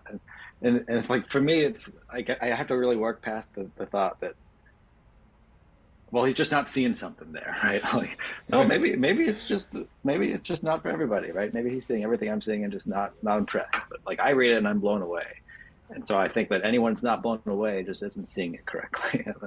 You gotta like talk yourself down. But um, yeah, Yeah, anyway, it reminds me a little bit of a concept that it's one thing that actually my wife brings up a lot. I really like this idea that you can people when like let's say I have a view, it's difficult to realize that people can understand my view without agreeing with it. And I think sometimes when people don't agree with it, you think they don't get it. And it's like, no, they get it. They just don't agree. yep, that's exactly the way to put the contrast. I think you're right. It's like anyone that doesn't see or that does not agree does not understand, right? Yeah, that's it. And sometimes there are certain things that I can't work myself out of that mindset of. In. So anyway, but I wonder how much this is a long digression now. But I wonder how much that kind of affects, like we were just talking about earlier, judgments about whether your quarterback was roughed on a particular play or whatnot. Right? I mean, um, this is an interesting issue that I mean, it's in the air a bit, but I would be interested to know, I don't know how you would do like a genuine study on this to see how much people's allegiances are affecting their judgments about penalties or what should have been a penalty on a particular play. Yeah, I mean, I would be amazed if what you're hypothesizing isn't correct. Like, at least to some degree with most people, that I mean, you see it with online discourse. It's amazing how two people rooting for opposite teams can have a completely different view of a single play that we all have 2 million replays of, like, and people will be saying different things are happening in the exact same play that we're all watching. And so, yeah, I agree. I think that the lived, and then there's a different degree. It's like some of it is like your team versus another team you don't like, and then some of it is worth against like the team that's winning all the time. I think there's always something about it was the Patriots before, and I didn't realize how much I thought the Patriots benefited from things because I didn't want them to keep winning. And then you think about it, like people are doing the same thing to the Chiefs now. And of course, since I'm biased, I'm going to say like, well, it's not exactly the same. We don't have a Spygate yet. Knock on wood. Let's hope nothing like that ever happens. But, but it is interesting. Yeah. Um, well, my next question is sort of much more lighthearted than this. I don't know about lighthearted, much more superficial than this. Um, I do have a heavier one, but maybe I'll save that one up. Um, so how? I mean, we've talked about the Chargers off and on, but it's been in the again another thing in the air. How worried about you about Jim Harbaugh in particular going to the Chargers? Oh, that's a good question. Um, I, it's not insignificant. I am a little bit worried. I think I like I'm worried in the short term that they will make a substantial improvement because that's what he seems to do. He is a professional coach that has expectations and gets a lot of buy-in. I'm not so worried about, everybody calls him a quarterback whisperer, or maybe they don't use that extremely, but they say he's good with quarterbacks, and I'm kind of like, really? Like, I don't know. His quarterback play at Michigan was never great. Like, he had Andrew Luck at Stanford, but Andrew Luck's Andrew Luck. Like, do we give Harbaugh a lot of credit for that? And when he was in the NFL, like he had very like run based. Even at Michigan, it's run based offenses, and the quarterback just does a little bit. I don't know that he's like I don't know that this is like the best thing for Herbert. That he's going to unlock some new level of Herbert. I don't buy that at all. But I think there'll be really tough teams. They'll be a lot tougher to beat. Not that they were easy before. The Chargers have kind of given us problems for a little while. We always play tight games with them, and I think that'll continue. I am a little more worried. At the end of game, it always felt like we had the advantage, and Harbaugh can minimize that. But I also am predicting that this is going to be short lived. I don't think Harbaugh is there 5 years from now. Honestly, I'll plant that Oh yeah. flag right now. I think he's going to burn. He burns people out. And one thing that's nice in college is that players rotate a lot. Um, but in football, there are egos, and these players are grown men. They make money, and this is a job for them. They're not like here to worship their coach, quote unquote. I think people will get tired of him, and I think front office people will get tired of him too. Like he's a really intense guy. So hopefully we can keep him at bay for 3 or 4 years, and then I'm assuming he'll be gone. Yeah, that's the way this plays out. That's beneficial to the Chiefs. Yeah, yeah, but it's a good point because there is a lot of talk about him unlocking Herbert, and I think you are right. I mean, I hadn't really thought about this before, but I think you're right that it's not clear we have a ton of evidence that he can do that kind of thing. Um, that reminds me a little bit offhand, or a lot off topic here. That I just read a tweet, the break, about the Steelers aren't interested in Justin Fields or Russell Wilson, and then there's for some reason part of this. This is from JPA Football. I don't even know what account this is, but whatever. I'm following it. Uh, the the quote here. For some reason, there's a quote. It's not attributed to anybody. Um, but it appears the Steelers are hopeful that first-year offensive coordinator Arthur Smith can unlock something in the third-year quarterback, that is Pickett, that the NFL has not yet seen. I liked the way of phrasing it because it reminded me of Dune 2, which I saw on Sunday. No spoilers here, but there's this talk of like unlocking a power the universe has not yet seen. Um, I don't quite think that's what the tweet was going for. I think it was going more for like they have not seen this out of Pickett, but it would be great if this is some sort of level of quarterback play that this league has never seen before that we can unlock from Pickett here. Um, that'd be Hopefully something. that's a good thing, not a bad thing. Yeah, that's right. Yeah, there are some respects in which Pickett has already been. I think his like touchdown percentage uh, Oh yeah. is one of the lowest you could ever. Yeah, something terrible. Oh yeah, I saw that stat that like I may butcher this, but I think TJ Watt had more sacks over the last two seasons than Steelers quarterbacks had touchdown passes or something. Yeah, yeah, and he had it was 24.5 to 24.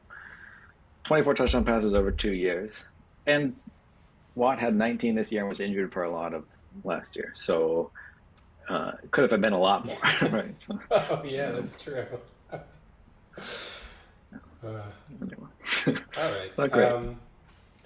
So last question, and I don't expect this to be like our dispositive conversation about this topic. I'm sure it'll come up more, but I did have this in the bank since the NFC Championship game. I thought we should address it before we get too far from it. I wanted to have a little bit of a fourth down discussion about going for it on fourth down and what your thoughts are about it. I guess specifically, you know, we know that the NFL has been very conservative about this, and clearly too conservative. I think that's a fair opinion to have, and I think it's borne out by statistics.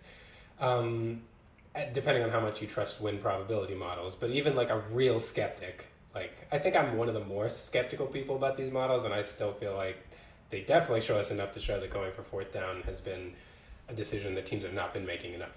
But one of the big arguments that is most coherent to me about going for it is talking about the number of possessions you're ahead of the other team or behind the other team. Basically, that what is the point of kicking a field goal when it doesn't increase the number of possessions that another team has to take to tie you, especially if you're late in the game. That, you know, you're really thinking about how many times the other team's going to have the ball and how many times they're going to come out and score. The reason why I bring that up is the Lions had two times in the second half where they had the opportunity to increase the number of possessions with a field goal and chose not to both times. So I wanted to present you both of these scenarios and see what you think in these situations, how you would analyze the decision. The first one, the Lions are up 14. They're up 24-10. There's 7:03 left to go in the third quarter, and it's 4th and 2 at the San Francisco 28. So we're looking at a 45-yard field goal. So do you kick the field goal to go up three possessions in that situation, or do you attempt 4th and 2 from the 28? What do you think about that decision tree? Ah, that's a borderline case for me. I mean, I know the Lions like to go for it, right? So I think, but what's the right thing there? I mean, I guess it depends a bit on my kicker. Um, Sure. but it does feel nice to be up three scores um, at that point in the game, especially. Um, so I think I might. I mean, it's 4th and 2, so that's convertible. I don't know. It depends on your offense too. Steelers offense, I would not go for it. That's pretty clear to me. And Boswell's a great kicker, so I would be happy to go for the field goal there. I think it, um, uh, where I start to worry about this is that when you plan the rest of the game, you like work that back through the rest of the game. How much does that just equate to being too conservative? Because you could imagine a case where, well, I don't know. I think let's just leave it there. I would kick the field goal in that scenario if I were the Steelers at least. Yeah, I think that's right. That And it is fair to be completely fair to Dan Campbell. I do feel like there was at least talk that their kicker is not very good, uh, and it was raining that day. So, but yeah, I just found it so interesting that we hear the possessions argument so much on the other side when people kick a field goal to go from like being up eight to being up well eight. That was a stupid thing to say because that's one possession or two. But if, let's say you're up five and kicking a field goal to go up eight, I think everyone would agree that's dumb. But like we don't have the conversation where it's like you have a chance to increase the number of possessions here. Yeah. Although I'm not even sure that I think that the 5 to 8 is that dumb. Again, it's going to depend heavily on the context, but you know, getting points on a possession is not nothing, and if you get two field goals on two consecutive possessions, then you will go up, more than a score. So that does actually make it, that can pay off. There have been times when we made the decision, which I thought was in the moment the right decision to go for it, um, uh, because taking a field goal would not have put us up another score. And then a drive later, we had another opportunity, and we screwed it up the drive before, so that now a field goal is only going to keep us up one score, whereas it would be two scores. So yeah, I mean that was not very coherently presented, but I think it can be beneficial to kick two field goals. No, I mean I would refer to that as the Andy Reid theory because that's what Andy Reid does all the time. And I agree. Like I think I do feel like I was kind of presenting that as if like I was a full believer in the possessions argument, which I do think that there are times when it's okay to, especially I think and you can go both ways with the idea of like if it's a defensive struggle, points are at a premium, or if it's a defensive struggle, well then you trust your defense to make a stop. I think it just depends on how you look at it sometimes. But yeah, I agree. I think the kicking field goal has gotten a little too much flack here. Um, so let's jump to the last scenario, which was this time the Lions were down three, 27 to 24. Now they're only 7:32 to go in the game, and they had fourth and three at the San Francisco 30. So now it's a 47-yard field goal to tie. What do you think about going for it there? Uh, so this is like the kind of case where I don't know how prudent this is, but I would be inclined to make that decision based on how the drive had been going, right? Like, are we moving it well? Have we figured out stuff that's working right now? If so, I think I would go for it, thinking that we can get a touchdown on that drive and take the lead. But if this was I don't remember the context here. But if this was a case where like they got a turnover near midfield or something, and they moved 10 yards and then struggled until they got to fourth and three at that point, then I I think in that context, I might try the field goal again with the caveats about like is your kicker reliable and whatnot, but and how likely are you to convert if you try? But yeah, I think I'll make that decision based on how the offense has been doing in the last drive or two at that point. I don't know. What do you Yeah, think? and I think that's perfectly reasonable. And I think that brings up the other point, too, that I know Bill Simmons talks about this a lot, and it gets lost in a lot of these fourth down discussions. But the play you choose is so important, right? The play you choose, the tendencies of the game. Do you have something that's a tendency breaker, or do you have something that you feel like you've looked on film, something equivalent of like the Chiefs corn dog in the Super Bowl, where you're like, I think this is going to work. We have good Yeah. reason to believe. You know, so there are a lot of factors. For me, the main purpose in bringing this up was just that I was so surprised that we didn't hear it. At least I didn't come across a single possessions argument with these fourth down decisions where we hear them so much on the other side when people kick a field goal. They're like, well, it's important going Yeah. up more multiple possessions. Well, both times this could have changed the number of possessions for the Lions, and that was not. Suddenly that argument fell by the wayside because a Yeah. lot of the stats based people like when people go for it on fourth down, which is reasonable, but I think it is much more nuanced than either side wants to make it. Yeah. I think that's right. I mean, and to build on that, I think as you're if you're at that point in the game again, it's going to depend on do you have you found plays that they don't know how to defend or don't know how to stop yet in this game, right? If you found some plays, like it could be one thing where you've planned something and you're pretty sure that this is going to surprise them and you have something in your pocket there, or it could be just like we've found like three plays that they don't know how to stop, and well, let's just go with one of those. Like if that's working for you, do it, right? But it really depends on how the game has gone to that point. Yeah, or like we found three plays and we've seen how they've learned how to stop it, and we have a good counter off of that, or something. Like Yeah. they're definitely, and this is where it just we need to, I think, as fans, have a little bit of humility to know that like this is where we don't know. We don't know what they're trying to do. We judge plays so much based on the outcome, and because we don't have enough information to accurately judge them on the process, and so it just becomes an opinion at this point, or a feeling. Yeah, that's right.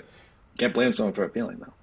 It's true. Well, well, maybe it can. I don't know. um, where are we now? Do we want to do an anecdote, or Yeah. are we going for more NFL questions? I lost count. No, I think we're done. Maybe we can do an anecdote, then we may need a quick break and then finish it up. Okay. You want to go? Me, I can't Sure. remember. Now I'm I, losing track. oh, I think I went first last time actually. Okay. Well, then I'll go. I have a short one. Um, do you remember? So we were Ajay and I in middle school.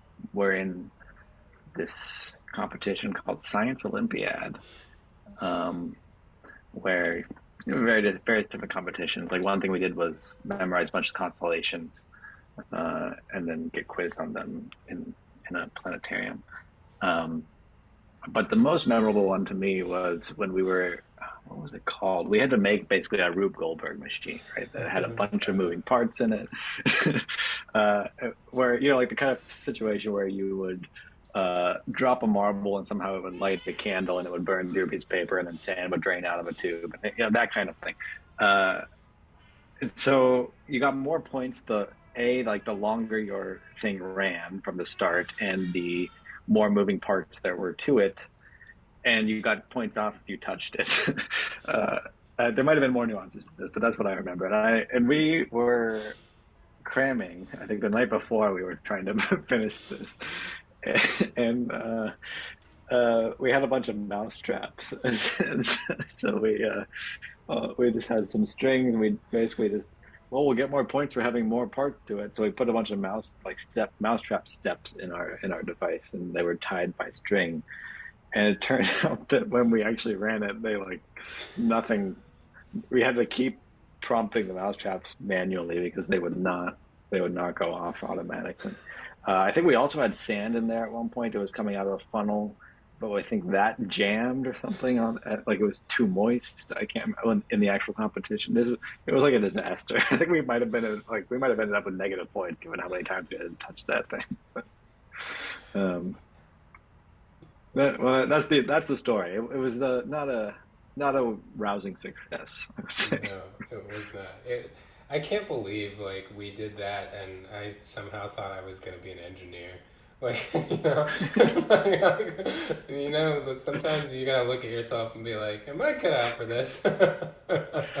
Well, to be fair, we didn't put as much effort as we might have put into it. I mean, if it was like this is a sign of where what I can do in the future, then maybe we might have taken it more seriously. It's true. We also to piggyback on yours. Remember, we also had to build a tower out of wood that would like make them hold the highest tower that will hold the most weight, and like for the regional competition, I think we actually like made an okay tower. I mean, it was too heavy. Like we wouldn't have, but we we like broke one of the like supporting pieces before, like I think in transport or something. We just kind of like, we'll tape it together or something. And that actually failed when we were in the competition. We were just like our structural understanding was so poor. We were like, no, it's just one of those people. Like, I'm sure it'll be fine. Yeah. Like, it broke right there, and it's like, and I remember like the team that got third place, like theirs broke too. We were there, and I was just like, oh, we might have actually like placed in this competition if we had not broken our thing beforehand. Uh, Did yeah, we we did we try to like glue it or something? I feel like I remember us using like a hot glue gun or something to hold it without thinking that like that is not going to be as stable. Yeah, anyway, we if it's weren't. joined, it's joined, right? Like that's all you want. Yeah, we were not the most brilliant. Uh, Although we did end up like placing in the constellation one, so I guess that was more our forte. Uh, Yeah, do you just remember memorize like these dots. well like do you remember that I just remember the regional competition we went to was nothing like because in Science Olympiad they give you like an idea of what the competition's going to be, and this competition was basically like there are a lot of these features in the sky that you're going to have to be able to identify. Okay, you know, a lot of stars, a lot of constellations, some like kind of deep space, like you know, galaxies and things that are visible at least in a planetarium that we would have to identify or at least know the general location of. So we prepped, and then we go to the regional competition, and like he was having us like refract light through a prism and like measure stuff, and we were just like, this has nothing to do with anything. Like I think somehow we placed. I think just because everyone had no idea what they were doing, and we just kind of like were like, I don't know, and I can't believe we placed in that. I don't know how. And then we went to the state Yeah, competition, and it was what we thought it was going to be. Like we, there was in a planetarium, and they were pointing stuff out, and I think we did better in state than regional, which is probably really unusual.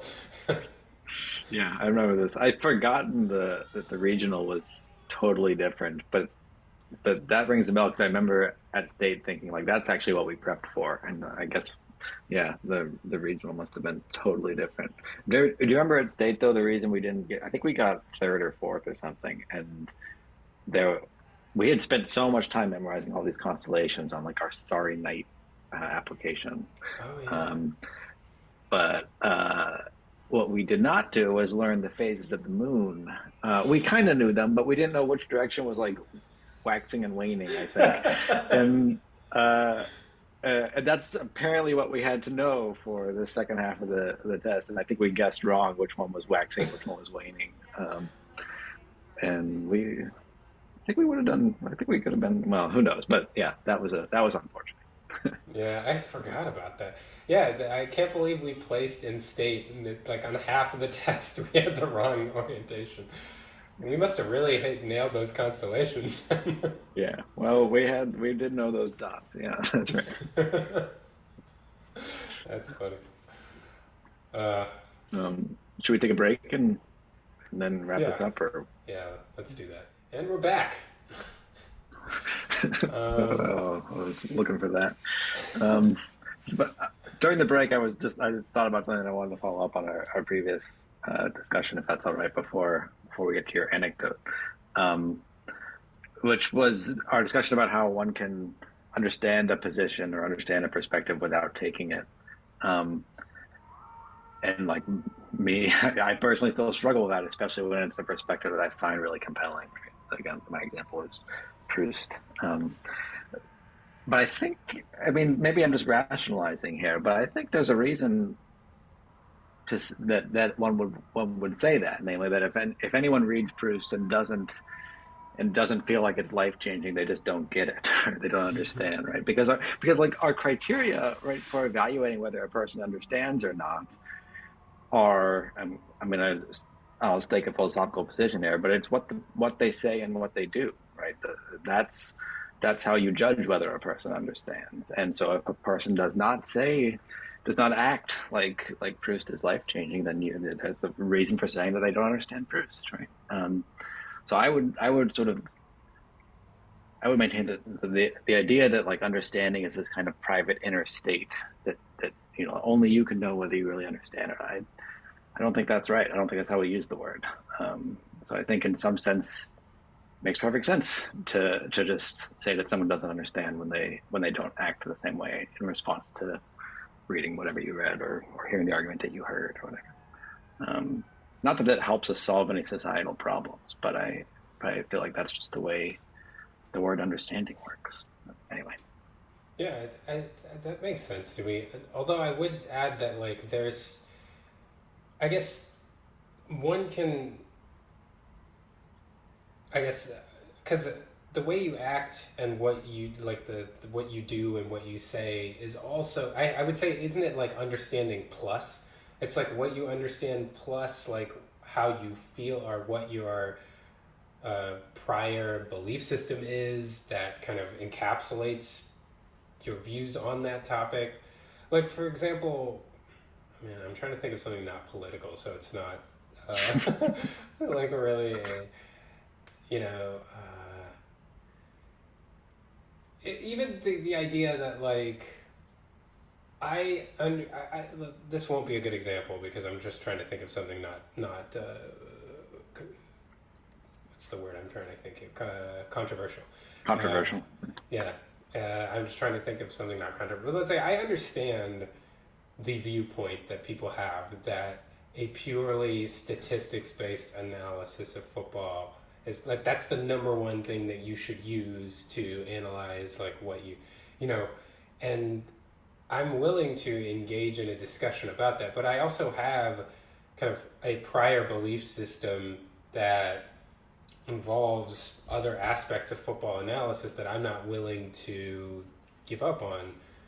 And I don't think someone is not rational for ignoring the other things that I believe, yet I don't think it's correct to view it the way that they view it. I don't know that I really addressed your Yeah. point at all by making this No, I think example. that's right. I see what you're saying. I see what you're saying, right? So this my position here is sort of most.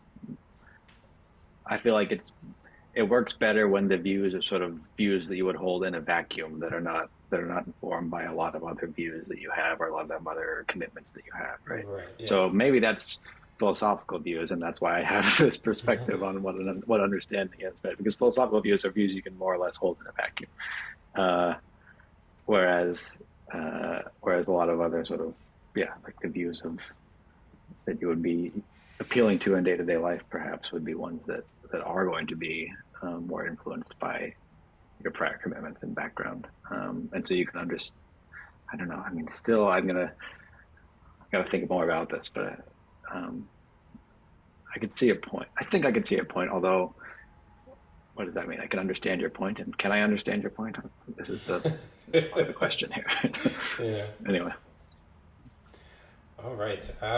So my anecdote, I kind of have like a two-parter. That you kind of opened the Pandora's box of my memory when discussing newspaper, and I thought of another couple things that happened while we were in newspaper. For those that have made it to this point of the podcast and don't know what we're talking about, I mean, power to you. I'm so happy that you're someone that's new that's listened this far. But we were talking last week about our experiences in, I guess it's technically high school because we were in ninth grade, right? In high school newspaper and how kind of ridiculous a lot of the things we did were. And I remembered that one of the things that ended up, you know, for further context, our newspaper was run by a faculty member who I think we later found out was someone who had a lot of axes to grind, I guess, with both societally and with the school we were in, and kind of viewed this, in my opinion, uh, in retrospect, fairly immaturely as like this newspaper was like an avenue to create change. You know, this 100-person school, a school newspaper is going to talk about political issues that are going to change the world and, you know, things that are going to disrupt, like we're going to completely disrupt the structure of the school, and all the administrators that are doing things that this faculty member didn't like are going to get exposed. And it's like, it's kind of like how like I would have thought about it at like age 13 or 14, not in my 20s or older. You know? Like it was not a very adult view about this. And but as people who were like 15 at that time, 14 or 15. Like we didn't have that kind of perspective, and we're very confused by the entire process of what was going on at the newspaper. And our editor in chief, who was a junior at that time, was also a very political person who like so the tension started in our newspaper in our second issue, and just for the sake of like not being controversial again, I won't go into detail of what, but basically like we went from a first issue which was like a normal school newspaper, and then the second issue like was a very political newspaper, which like I didn't think about as a ninth grader. You know, I was like, whatever. Like I didn't write the article. Like that was the main. But like I remember our parents were kind of like, what's going on here in your newspaper? Like this is what you're bringing home. Like, and our parents like had like actual issues, and this our faculty leader was very defensive about the whole thing, and it created this whole spiral where like the basic idea was like, well, if you guys want to change what happens in the newspaper, you become editor in chief. It's like, okay. So we started to get increasingly frustrated with, and then a lot of the stuff that we detailed last week happened too, like article, like people being very intense about how things were done and articles being misnamed. So on a more kind of more serious note, I remember we had a change in leadership in our school, and I was asked to write an article about the person that was coming in to be in charge now, who I had a relationship with, meaning like he was my teacher for 3 years at that point, and I was being taught by him that year, and I had no problems with. I think the kind of political machinations at the school were slightly concerning, but like I'm a 15-year-old, like I don't really get it or think that much about it. So I wrote an article about him, which was basically kind of like a slightly optimistic, you know, to talk about all the changes at the school and hopeful that this will be a good change. And I interviewed him and stuff. And like you talked about when we left early because we'd get our work done. And so I come back when we have written the newspaper, and my article is completely different. Like they changed my article, and it was a lot more negative, and I was so mad about it that I went and talked to the administrator and was like, gave him my original article. I was like, this is what I wrote, just so that you know. I mean, it got real crazy. And so And they left your name on it, right? they left my name on it. Yeah, it was just my name. No attribution about any editing or anything. They'll Um, they'll take your name off it when it doesn't you matter, and leave your actually name wrote on it. it when it does, right? Yeah, Yeah. right. Yeah. And so we were so frustrated that we got to the point where part they were looking for ways to build morale in the newspaper because we were all really mad about how this stuff was going. So one of the things they did was to decide that we were gonna come up with like logos or ideas for T-shirts or something. And I remember you and Sonu were you had newspaper I think on Tuesdays and Thursdays, and I had it on Monday, Wednesday, Friday. And for some That's a reason, good memory. I think I had choir or something during the time you had newspaper, but it was canceled. Something happened that I just ended up going to your newspaper class to hang out with you guys. And I remember, I just remember like you guys were supposed to be coming up with your thing. And I remember like looking over your shoulder to see what you were doing. And you had a drawing, and like your logo, the text said, "Newspaper doesn't suck. It only stinks." And you had drawn like a piece of poop. And that was like this is not like a thing that I would use to promote the newspaper. It felt like that was a perfect encapsulation of how we were feeling at the time. It was Yeah, just, I had forgotten some of these details. The the perspective that one could have on it now, looking back and seeing that this was like a totally irresponsible use of a class that we're getting graded in, right?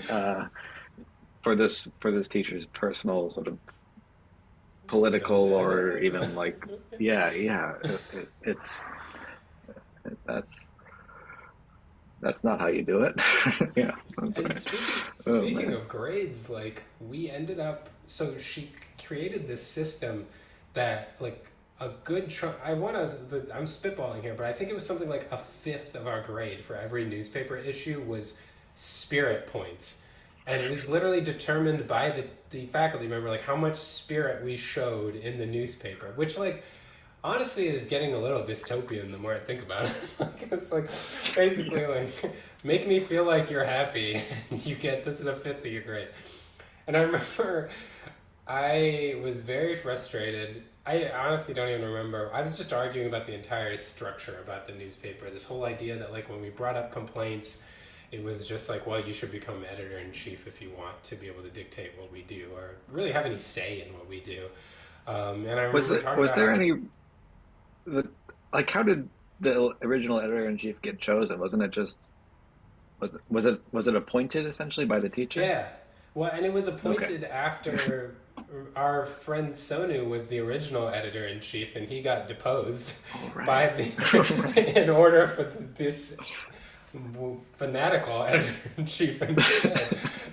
And Oh who man, I clearly forgot. aligned with the faculty member. It was crazy. It was really crazy. Yeah. But, Like the amount of importance people give their own lives, honestly. Like it's just small school in the middle of Missouri. And like, what are you trying to do? Just like do your job and go home. You know, like it's not that complicated. But we had like spirit points, and then I remember. I think we were in the library.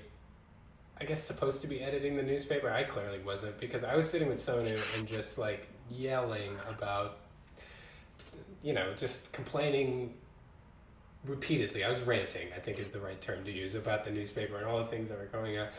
And I just remember one of our fellow newspaper people who was not controversial in his own right, but aligned philosophically with the controversies that were happening, just like literally burst into tears as I like, and I remember being like completely. I still don't really understand what happened. You know, at Sona, I remember I had to like took me off on the side and was like, "You need to calm down," and because I was just complaining to him, and I don't know. But anyway, I lost a lot of spirit points on that issue just because of that incident. I wasn't even talking to the person that was upset by my commentary. And I don't think I was talking about him individually either. I don't really have a problem with him. I mean, I wish he didn't align with the team, but he wasn't doing anything to me. But I don't know. He was yeah. as powerless as we were. He just agreed with the people in power. It was a very strange experience. Like, just to be able to ding someone's grade because they disagree with what you're doing philosophically, very strange. Yeah, that is that I remember that episode. It was in the media. We call it the media center. Is that what we Yeah, call we did. I forgot that. Yeah, we it? did. Yeah. Yeah. That came back to me as I was saying the sentence. Yeah, in the media center, which was like probably 40 books and a bunch of computers. I mean, it was not a lot of books, but um, but but yeah, I remember. I don't remember what happened after. I mean, I remember your rant. I don't remember the content of it, but I remember sort of where you were in the media center, and then I remember the this other student like sort of crying afterward, and I probably just left, right? I probably just like didn't want to be there for that. But I don't remember what I did. I don't remember where that went after that. I just remember that you were the only person being like you were actually working on a computer, probably on the newspaper, and we were sitting and talking. And I don't know what the other person was doing there.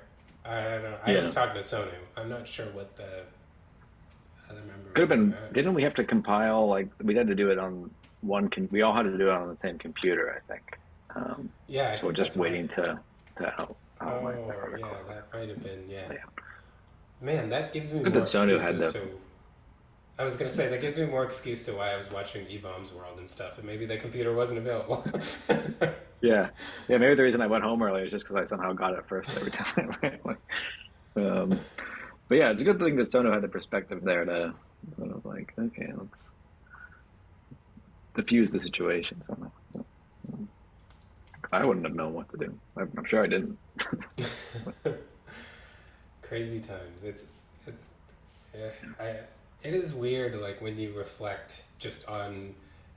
I feel like any person can do this. Just reflect on your life and realize, like, some of the crazy things that we all have been through, like that we don't really give much thought to. Like it's like that was actually like really weird that we had a teacher that was like trying to insert political beliefs and run a vendetta against the school through the newspaper that like none of us cared about being journalists. We were just trying to get a credit done, like Yeah. and have a Girls' class tennis and team we're gets new uniforms. That's how much I cared. yeah, and we want to write about football and stuff. Like we were just trying to have like learn like if we just learned how a newspaper worked, that would have been great for us, you know. And yet we got embroiled in all this stuff with like the head of school being like, smeared in an article attributed to me that I didn't write. Like it's crazy. Yeah. Yeah, that was a good experience. Well, not a good experience. Maybe a valuable experience to have had. Let's put it that way. Yeah, yeah. All right. Well, I guess we should Well, wrap up. we've gone on for a little length of time here. Well, thanks for listening if you're still listening. Yeah, it's impressive. Um, Again, like thanks to everyone that's been following along. We're gonna put out this episode and then some shorts throughout the week, and we'll put stuff up on Instagram and TikTok, and hopefully you guys will continue to follow along. And we appreciate those of you that do. Yeah. Yeah, thank you. And well, next week I think we will not have an episode. I'll be traveling next week, but then we'll be back in 2 weeks if that works. Sounds good. All right. Cool. Until next time. See ya.